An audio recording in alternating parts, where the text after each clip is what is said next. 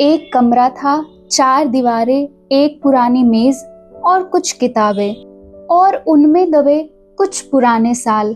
उस कमरे में एक गवर्नमेंट एस्पिरेंट रहता था जो उम्र से कम पर जिम्मेदारियों से ज्यादा बड़ा हो चुका था। सुबह उसकी आंख अलार्म से नहीं खुलती थी। उसकी माता पिता की उम्मीदें उसके ऊपर जिम्मेदारियों और समय की आवाज से खुलती थी। संविधान पढ़ता, नियम पढ़ता, व्यवस्थाएं पढ़ता और हर दिन यही विश्वास करता कि इस देश में मेहनत का रास्ता अभी बाकी है। उसने बहुत कुछ छोड़ा था, दोस्तों की महफिलें, बेफिक्रे शाम, त्योहारों की रौनक, क्योंकि उसने एक सपना चुना था जो आराम से नहीं बल्कि त्याग से मिलता है।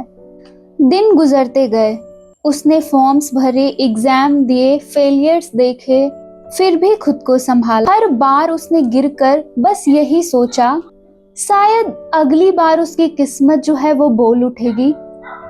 फिर एक दिन उसे समझ आया कि उसकी लड़ाई सिर्फ कंपटीशन से नहीं है। जगहों पर प्रतिभा से पहले पहचान चलती है, मेहनत से पहले पैसे और योग्यता से पहले पहुंच। उसने पहली बार करप्शन को खबरों में नहीं बल्कि अपने संघर्ष में महसूस किया।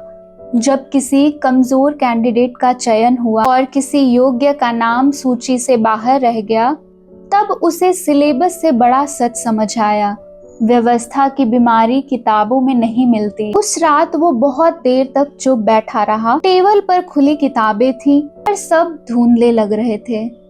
उसे लगा जैसे सालों की तपस्या का अपमान हुआ हो, जैसे किसी ने कहा हो मेहनत जरूरी है पर काफी नहीं। लेकिन यही कई लोग हार जाते हैं और वही कुछ लोग बदल जाते हैं। उसने खुद से पूछा, अगर ईमानदार लोग पीछे हट गए तो आगे बचेगा कौन? अगर सच थक कर बैठ गया तो झूठ कितनी आसानी से चलने लगेगा। अगले दिन वो फिर पढ़ने बैठा। इस बार नौकरी पाने के लिए नहीं, कुर्सी तक पहुंचने के लिए। बैठकर वो किसी और का हक बचा सकता है। करप्शन हमेशा शोर से आता है, मेहनत अक्सर चुप रहती है। पर इतिहास गवाह है, शोर कुछ समय तक चलता है, चरित्र पीढ़ियों तक याद की जाती है। आशा करती हूँ कि आप सभी को थोड़ी बहुत मोटिवेशन मिली होगी। आप सभी खुश रहना और अपने पेरेंट्स को खुश रखना। धन्यवाद। Bye bye.